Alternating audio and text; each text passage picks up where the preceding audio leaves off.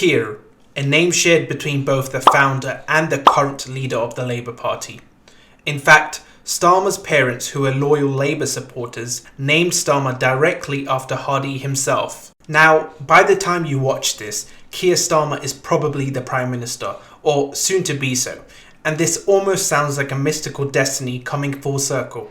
Though, despite the name and having similar prominence within the party, they are nothing alike, and it is beyond a simplification to solely attribute this to different periods of time. So, let's delve deeper into these two figures, while also exploring the evolution of the Labour leadership and find out how Labour abandoned the left.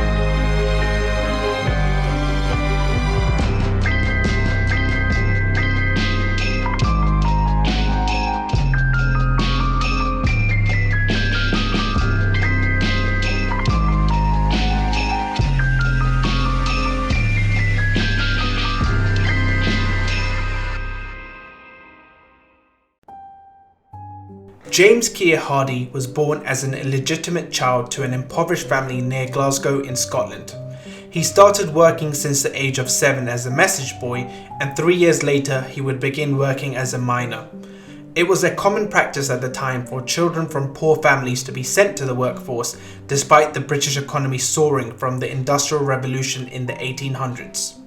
This was largely due to the fact that there was huge wealth disparity, as only capitalists who owned factories and enterprises would benefit from this boom by keeping a larger share of the newly generated wealth. This is also on top of the fact that there was a rapid population growth, keeping wages low while consumer prices fluctuated. After work, a young Keir would spend the evenings learning how to read and write from his mother, who was a teacher. Something that would go on to drastically alter the upcoming events in his life, as we'll soon find out. As Keir grew older, he worked in a series of low-paying entry jobs. At one point in his life, the meagre savings accumulated from these jobs became the only source of income for his family when his stepdad was put out of work, alongside with his fellow unionized ship workers in a pay dispute. This period of hardship would only get worse, as Keir went on to lose 2 of his jobs for being late on a couple occasions, and even lost a sibling from illness. Keir eventually got back into mining, undertaking various positions and becoming a skilled miner in his 20s. As you would imagine, the working conditions in these mines were very harsh and dangerous, with practically no safety regulations, and miners would work for miserably long hours with no mechanism to advocate in their favour. Having lived a life of constant hardship and drudgery with very little reward, it is not hard to understand why Keir would later leave the coal mines to participate in union organisation work. As a member of the temperance movement, a group that advocated for the abstinence of alcohol, and also being reasonably self-educated thanks to his mother, Keir was looked to as someone with leadership and public speaking skills, which enabled him to become the chairman during meetings and a delegate to union conferences. Here he would face the challenge of dealing with Scottish mine owners, who often collaborated with each other in their collective interests to force a reduction of wages over the span of many years, prompting a number of strikes from miners which Hardie had participated in himself. One important thing to note here is that despite the wage cuts, the coal mining industry in the 19th century was actually booming due to increased demands from steam engines, bringing new prosperity to these mine owners. The miners' union had very little funds and thus were unable to cover wages, but were at least able to provide food for workers with a soup kitchen in Hardie's very own home, run by his wife. These strikes were originally deemed unsuccessful, with miners returning to work before demands were met, as there is only so long you can go without pay. However, mine owners did later increase wages across the board to prevent further labour disputes that will hurt their profits. This is something that is still very relevant to this date, as unions have been shown to raise wages for even non-unionised workers in the area. Otherwise, businesses risk further labour strikes and will struggle to retain employees in the long run. In a time where unions had limited power compared to the influence of businesses, as well as the fact that the government would always value stability even at the expense of workers, union work was not a sustainable job, and thus Hardie turned to journalism. He would contribute to a newspaper that was in favour of the Liberal Party, who at the time were considered to be pro-Labour by virtue of being the major opposition to the Tories. During this time, Keir's political vision would further formalise, and he later became disillusioned with the Liberal Party. Despite enacting policies that improved some material conditions for the working class, their core purpose was essentially liberal reform, the usual free trade, privatisation, electoralism and matters of that regard. Keir grew to understand that as the Liberal Party was the only real opposition to the Tory elitist, they would always support the working class in rhetoric, while being lacklustre in policy, yet still earn the working class vote. This reckoning led Hardie to stand in Parliament himself as an independent in 1888. A few years later, Hardie would go on to win a working class seat in London, in which he famously refused to wear the formal attire for MPs in Parliament and instead wore a more commoner outfit with the signature working class deerstalker cap.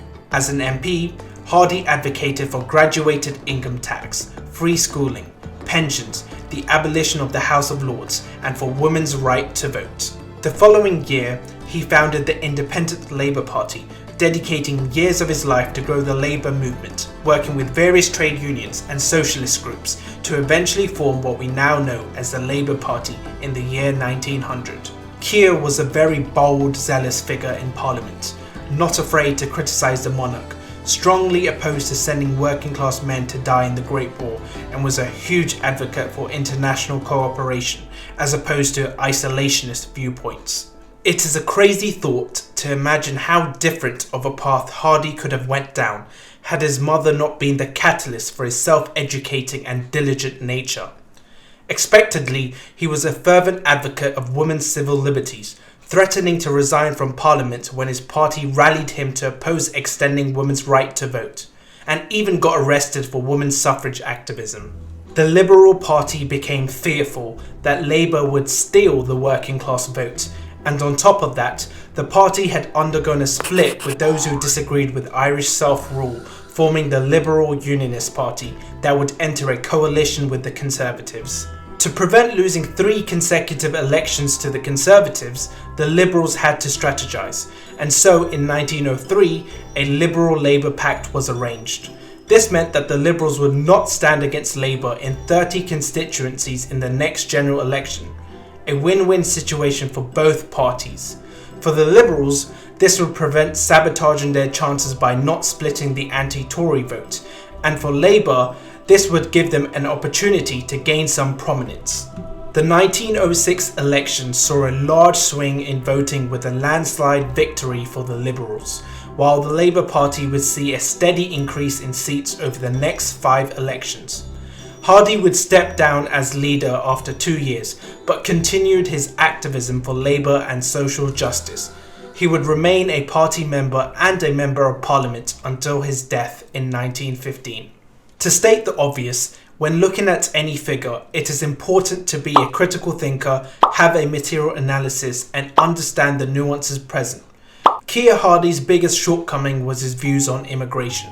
He was opposed to immigrants coming in for blue-collar jobs and even used nationalistic rhetoric and made outright racist comments about foreign workers in his advocacy. Now, there is some complexity to this, as capitalists did in fact seek the foreign market to lower wages, and some would argue that Hardie was being pragmatic and defending the interests of Scottish workers who could have had their conditions worsened.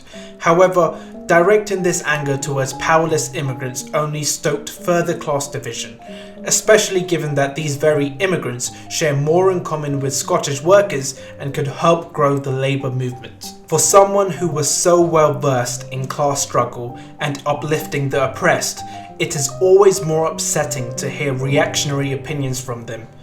It is naive and anti-materialist to think that any righteous cause that starts with little power will be devoid of reprehensible actions, but that shouldn't stop us from being critical when necessary. Later in his life, Keir's opinion on racial matters would shift after witnessing firsthand the racist subjugation of black people in South Africa, as well as the conditions of black and Indian mine workers, which hit close to home as he saw this akin to the struggle of Scottish mine workers. A man who once quoted that God created Scotland for Scotchmen has changed to instead advocate for a socialist movement that pushes for racial equality, and not long after became a big proponent of Indian self-rule. This really highlights the importance of exposure to diverse backgrounds, becoming conscientious of identity issues outside our realm, while also understanding the commonalities shared by class. In the election of 1922, Labour for the first time gained more seats than the Liberals and would continue to establish themselves as the major opposition to the Tories.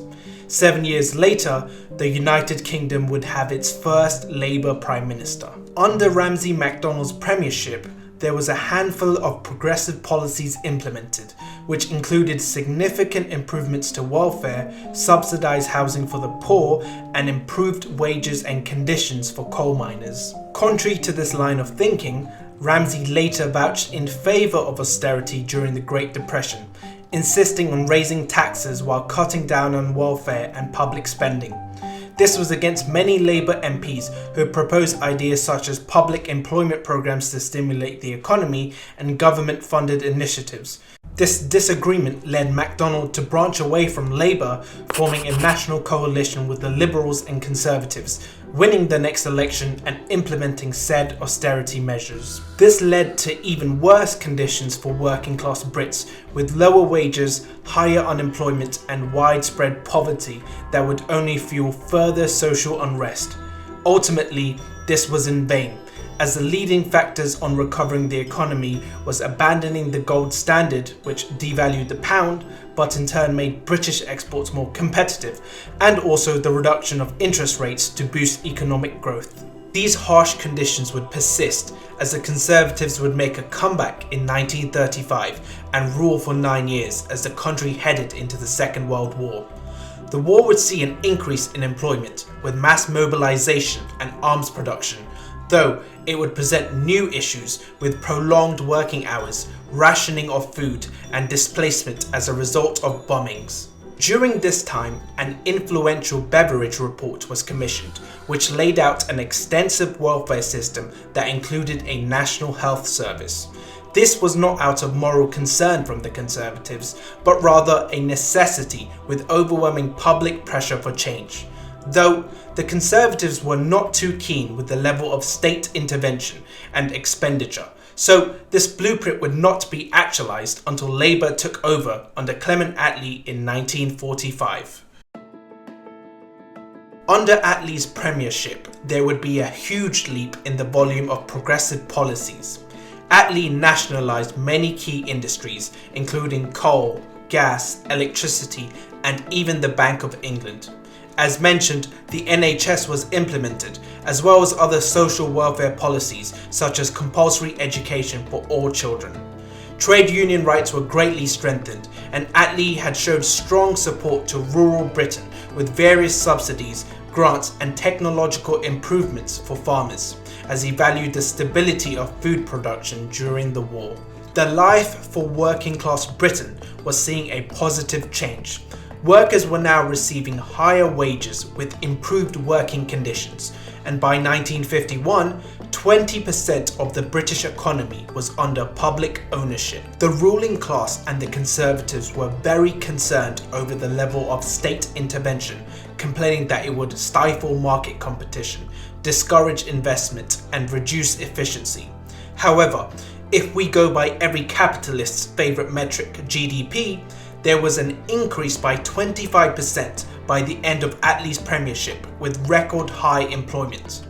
While this is much less than some European counterparts, when considering the significant degree of progressive policies that improved people's living conditions and alleviated wealth disparity, this is undoubtedly even more impressive. From a young age, Attlee was a devout socialist, though over time he became more moderate, especially in regards to his foreign policy, where he displayed a strong anti-communist stance, leading Britain into the Korean War. The British economy was just recovering from the impacts of World War II, and entering this put Britain in an insecure position, diverting resources into the war while also disrupting trade and labour. This is also on top of the fact that the public was already exhausted from war efforts, and the working class have always had to pay for the consequences of war. It should be noted that Attlee wasn't necessarily opposed to the principles of communism, but what he saw as a greatly over-centralised government that lacked certain individual liberties that was present in the West.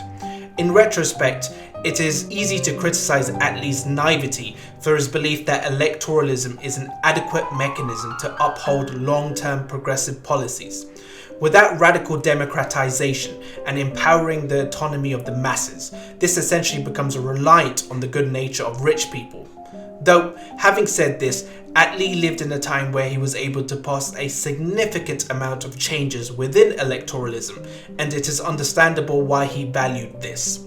To the detriment of the country, Attlee's anti-communist views and desire for strong Anglo-American relations outweighed economic stability and the well-being of the masses, as his war went on to put strain on the government's budgets, and eventually introduced the talks of austerity, splitting the party. The division between the democratic socialists/progressives and the liberals started to properly formalise. Attlee called a snap election in 1951 in the hopes of gaining a bigger workable majority in Parliament, but this backfired as the Conservatives would end up winning the election, despite Labour winning the popular vote and even gaining more votes than the previous election. This was a result of the first past the post system, which favours the geographically dispersed Conservative demographic. The next 13 years of Conservative rule continued Attlee's Keynesian style of governing, using the state as a means to influence the economy as opposed to supply-side economics of modern-day Conservatives that involve lowering taxes and deregulations to put the market in the driving seat. Stop-and-go economics were at full force. This was the idea of repeating a cycle of increasing interest rates and taxation and then reducing them in an attempt to stabilise the economy. Though, in practice, this increased unemployment and stagnated the economy, with the Tories offering little support to those impacted. Other than this, there were a few notable regressions, with privatisation of certain nationalised industries, attacks on unions, and a lack of investment in new technology, specifically in relation to the demand of oil and gas, resulting in the decline of coal and steel industries. Labour proposed solutions to these key issues with modernisation, focusing on science, new technology, social reform and a more centralised economy to put an end to the stop-and-go cycle, which made them very appealing. In 1964, Harold Wilson would become the third Labour Prime Minister, who, just like Attlee, had the government more involved in industries and the market, implementing a plethora of progressive policies. This included a huge educational reform, with increased funding for schools and improved opportunities for all children, as many grammar schools were converted to comprehensive ones. Universities became more accessible to lower income students and even adults lacking traditional qualifications. Just like Attlee, there is a remarkable amount of progressive policies passed that I won't be able to completely cover in this video, though one thing that makes Wilson's premiership different is his commitment to civil liberties, legalising abortion, decriminalising homosexuality, and implementing anti-discrimination acts for immigrants and also on the basis of race and sex. While Wilson, much like Attlee, held anti-communist sentiments, he was far less hawkish and at times showed a desire to coexist with socialist nations. even easing trade with the Eastern Bloc and limiting American support in the Vietnam War to military equipment. It is hard to discern the reasons behind some of his actions, though Wilson was very much seen as an opportunist, often shifting his positions based on his audience and favoured pragmatism. Wilson was dealing with a fragile economy, with many exterior factors contributing to spiralling inflation. The progressive policies he laid were broadly foundational changes with long-term impacts, which were slow to materialise, resulting in unrest with more pressing issues at hand. After a total of 7 years as Prime Minister, Wilson resigned, and his Chancellor James Callaghan, who took after many of his qualities from his calm intellectual demeanour to his economic pragmatism, won the leadership contest with a unifying platform. Callaghan adopted this fragile economy with serious demands from the public for higher wages to keep up with inflation. This was only to be met with strict pay restraints that Callaghan felt was necessary for economic recovery, on top of tax raises and cuts to public spending, exhibiting how out of touch this Labour government was. These policies resulted in a sluggish economy and exceptionally high unemployment. However, inflation did reduce, though this can largely be attributed to discovery of oil in the North Sea. The social unrest led to widespread strikes from NHS doctors all the way to Ford auto workers, known as the Winter of Discontent, resulting in a vote of no confidence where Callaghan survived by literally 1 vote. This forced him to call a snap election in an attempt to defeat perceptions of instability and test his popularity with voters to counterattack the growing opposition. Expectedly, there was a drop in traditional Labour voter turnout, and many working class people who were experiencing prolonged hardships just wanted change, irrespective of ideology, influencing Thatcher's victory in 1979. The Tories would rule for almost 19 years, the longest consecutive Conservative rule to date. Here we would see Thatcher bring neoliberalism to the UK with mass privatisation, deregulations and tax cuts. Trade union power was effectively squashed and the welfare state took a huge hit, significantly hurting many industrial workers who had lost their jobs as a result of deindustrialisation and privatisation. Poverty and inequality rose significantly, yet Thatcher was able to get re-elected twice. On Labour's behalf, this was influenced by members leaving to form the Liberal Social Democratic Alliance as they opposed the left-wing direction Ian Foote was putting forward. This division only aided the Tories as Labour did not give a clear counter to the media depiction of a decisive Iron Lady. Thatcherism was continued under John Major, while the Labour Party was working on branding themselves as a more centrist party. In 1997, Labour would emerge victorious under Tony Blair's leadership. Blair was Prime Minister for 10 years, the longest a Labour Prime Minister has held the office for, and naturally, quite a lot happened in this time. Notably, Clause 4 was revised, which was essentially Labour's constitution outlining their party goals. While this made the clause easier to understand and palatable to a wider audience, the removal of common ownership and a more ambiguous definition of the state's role and economic structure marked the stride away from socialism. Blair invested significantly into public services, which saw many benefits such as reduced healthcare wait times and modernised school equipment. However, this was done simultaneously with market reforms. Invoking a profit incentive to matters like healthcare had adverse impacts, such as wealth-based priority and less importance on treatments that were not seen as cost-effective, disproportionately affecting lower-income households. NHS workers also had performance-related pay, which not only is wishy-washy to quantify, but also morale-wrecking. Other than this, the most momentous aspect of Blair's career was his involvement in the War on Terror.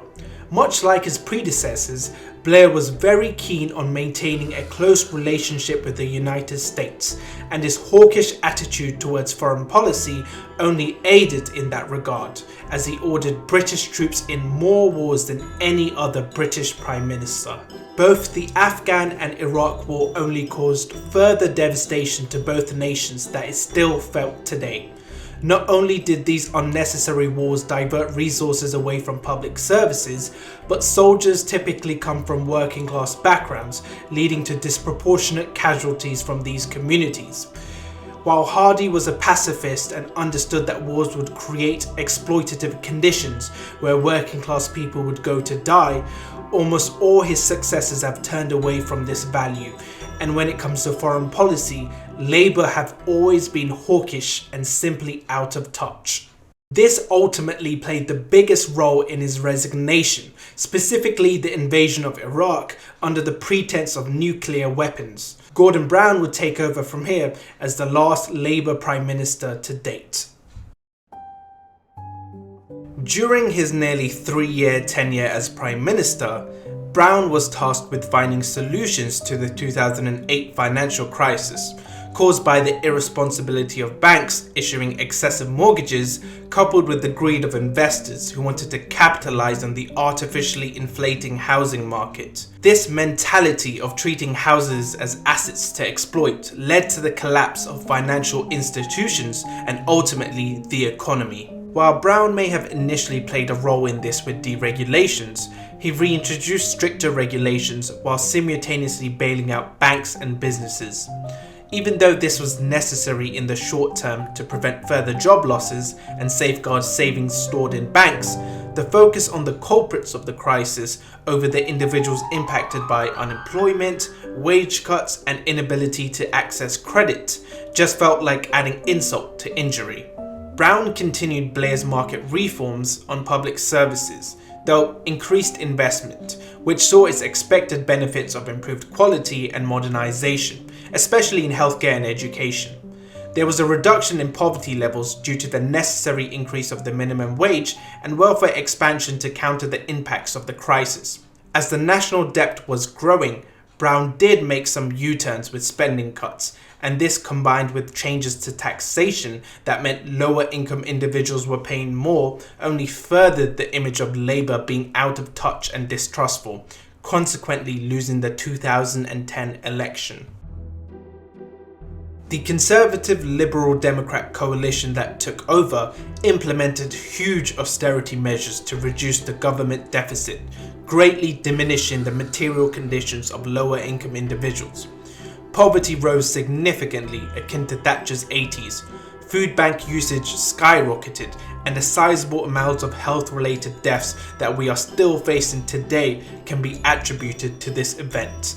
This is further exacerbated by the continual effort to give more influence of healthcare to the private sector, while also reducing funding to manufacture consent for said privatization, leading to the inevitable decline in quality that anyone relying on the NHS for healthcare would agree on, irrespective of political position. This period was also marked by the tumultuous Brexit shenanigans, driven by a surge in right-wing populism that was pushing nationalistic rhetoric and proposing anti-immigration views as a solution for the economic hardships largely caused by the Tories themselves. In today's post-Brexit Britain, unless you're in more denial than a Tory MP who claims they followed their own lockdown rules, it's widely acknowledged that Brexit has been a colossal failure, resulting in increased cost of living, staff shortages in key sectors, and reduced investment due to economic uncertainty. Trade union strength has been further squashed, and regardless of the numerous mishandlings, there is no mechanism to hold these politicians accountable. Over time, the perception of Tories has descended into a laughable clown fest of incompetent fools, clearly driven by their painfully apparent gluttony, whilst importing all the culture war garbage from America to add some noise to the sitcom of a country the United Kingdom has become. In this election year, the polls are unanimously in Labour's favour, with Starmer set to win by a landslide after 14 years of Tory rule. Information on Starmer's private life is quite limited, though given his parents' occupation and his educational background, it is safe to assume Starmer had a lower middle class upbringing. As a young law student, Starmer was very immersed in the philosophy of socialism, editing the Socialist Alternative, being a member of the Labour Young Socialists, and even going as far as stating that trade unions should have control over the industry and community, something that he has drastically changed his views on, as I will later explain. Before entering politics, Starmer worked as a lawyer with a focus on human rights and sexual abuse. He played a key role in overturning death sentences in the Caribbean, contributing to stricter limitations on the death penalty, as well as frequently representing victims of sexual abuse against high-profile figures. Notably, he was also in favour of police reform, advocating for more respect for individual liberties with fair and transparent practices. However, during the 2011 riots, there was an evident shift in his views here, as he refused to prosecute police, unwilling to engage with possibilities of excessive force and unlawful actions. This stickler attitude for public order continued, as he would impose harsher sentences for those who commit benefit fraud. While this on the surface may seem like a justified act, putting resources towards this is fruitless when evidence shows that benefit fraud is relatively trivial, while matters like tax evasion and corporate fraud do significantly more damage to public finances. His successful career as a human rights lawyer and principally aligned values gained him prominence within the Labour Party, which saw him as a suitable candidate to replace Frank Dobson, a Labour MP that has held the constituency of Holborn and St Pancras since 1979. In the 2015 general election, Starmer would win that seat comfortably with more than half the votes, and in the same year, Corbyn, the party leader at the time, appointed him to a shadow cabinet position. Starmer had a very low political profile at the time, and hence it was hard to discern his political affiliations, though Corbyn, while very much being on the left of Labour, did stress enthusiasm for party unity and inclusion of moderates, which may have influenced this decision. This was not limited to Starmer, but also others like Shadow Foreign Secretary Hilary Benn and Shadow Secretary of State for Northern Ireland Vernon Coker, who held neoconservative viewpoints. The typical pro-intervention, pro-NATO, pro-Israel, you get the idea. Corbyn's leadership victory in 2015 was seen as quite a surprise, being firmly on the left wing of Labour, as previous leaders leaned either side of centre, so from the get-go he was already seeing resistance from moderates who feared that Labour would go back to its traditional socialist roots. This is accompanied by the fact that there is a fruitless notion that left-leaning parties are more electable if they campaign from the centre, though evidence suggests otherwise. It's also worth mentioning that the Labour Party members overwhelmingly supported Corbyn in the leadership election.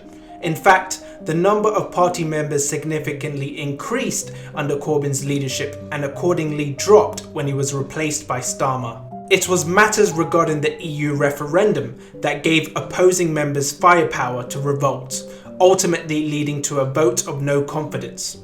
Corbyn has always been critical of the EU for its neoliberal stances regarding deregulation, concerns over workers' rights, and austerity, though his position was to raise attention for reform as opposed to outright leave. After narrowingly losing the EU referendum, many of those who were more aligned with the neoliberal principles of the EU resigned in protest of Corbyn, attributing this loss to a weak leadership that was not decisive and provided lukewarm support for the EU.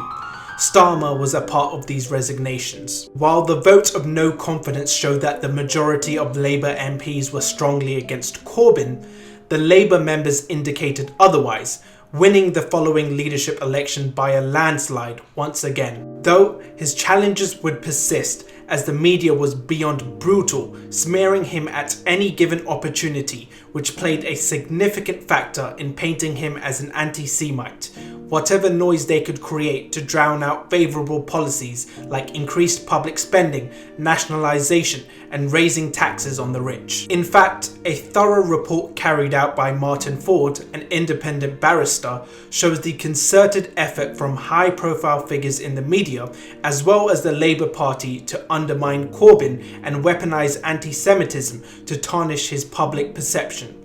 The report highlighted evident media bias and series of malicious targeting that raises serious questions about democracy and manufactured viewpoints from the tabloids, but to no surprise, it received little to no traction in the media with the exception of a 3-part documentary by Al Jazeera. To add an additional obstacle to this mess, many Labour strongholds in the Midlands and the North were attracted to the populist anti-immigration stances of Boris Johnson, who presented himself as the decisive leader to finally get Brexit done. After losing the 2019 election as a result of these factors, Corbyn eventually stepped down, and in the following year, Starmer would win the leadership election in 2020.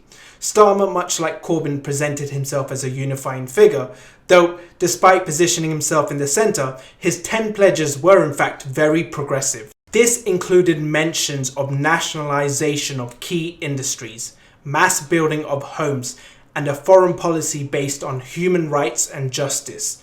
Every single one of these pledges has since undergone a U-turn. Starmer has gradually unveiled more and more right-wing attitudes throughout his leadership. He has consistently blocked leftist candidates at elections and would find convenient reasons to purge them from the party, like those who support striking unions, in which he even urged his shadow cabinet members to refrain from joining picket lines. This is a man who isn't even willing to compromise on issues like removing the 2-child cap benefits, a law that unfairly hurts children for being born into a poor family with over 2 children. At the very least, centrists typically pride themselves in upholding liberal democracy, but this is irrelevant in the case of Starmer, as he's opposed to proportional representation and devolution of powers to Scotland. To no surprise, Starmer has also been a vocal supporter of Israel and has taken a firm stance against BDS. It is genuinely very difficult to find a redeemable quality in this man or discern what he truly believes. His actions are clearly motivated by his aspirations of becoming Prime Minister, and so he sees neoliberalism, the status quo, as the most convenient method to arrive there. This is beyond brain dead. The Tories are insanely unpopular. They have deeply mismanaged the economy, leaving ordinary people to bear the burden of their decisions. In times like this, alternatives become favourable, and this is a perfect opportunity to strike from the left and propose credible solutions to the dire inequality and decline of this country. Presenting yourself as a milder version of the status quo will only lead people to thinking you are no different to the Tories and will eventually turn to fascism. To be frank here, given the policies and rhetoric that has been put forward, I wouldn't say this assumption is far from the truth. This election has been handed to Labour on a silver platter, almost entirely due to Tory incompetency, and not because Labour are seen as a robust opposition. It is beyond aggravating to see a party created to advocate for the betterment of the working class being taken over by Tory light and likely carry on the same failed neoliberal austerity garbage when the Tories are voted out. In 2022, Starmer rebranded his platform with a new manifesto introducing Labour's 5 missions. This does include progressive policies, mainly in the form of increased spending on infrastructure from housing to mental health services, though, as expected, this was not short of the usual reactionary garbage, such as expanding private reforms with the NHS and quote-unquote securing borders, which is obviously an antagonistic stance towards refugees. Furthermore, the initial commitment of £28 billion to clean energy has been cut in half, which is not a promising prospect, especially given this Labour's track record of U-turns. A party created by a devoted working class man raised in dire conditions to champion the voices of the working masses is now run by a spineless man who presents himself as an opponent to striking workers, wants to further expand the same privatization that has ruined the country, and actively supports the most recorded genocide. Starmer has even mentioned wanting to further amend Clause 4, and accompanied with his treatment of Corbyn, firmly settles Labour as a neoliberal party that for the foreseeable future is distanced from its socialist history. Labour have become the very entity that drove Hardie away from the Liberal Party and motivated him to enter politics himself. He would undeniably be abhorrent to the shift Labour have undergone and their rejection of prioritising the needs and well-being of the working class. I am typically always an advocate of voting for damage control, and quite frankly, the majority of elections under modern day electoralism is limited to damage control if you are not part of the ruling class. Though, when the margin of difference is so pitiful, it becomes puerile to do the whole. If it's an election between 100% Hitler and 99% Hitler, it's 99% Hitler all the way. We campaign, baby. I am not going to be the one to tell people which genocidal freak they should vote to govern this country. This is not a choice. This is controlled opposition. If it isn't the party itself that is obstructing any meaningful progress, then it is the media, the fascist puppets, and whatever tools the ruling class has at their disposal. I don't see Labour going back to its worker-oriented socialist roots anytime soon, and the Labour MPs that are sincere about the cause are facing a steep uphill battle against a Labour leadership that has frankly purged the left.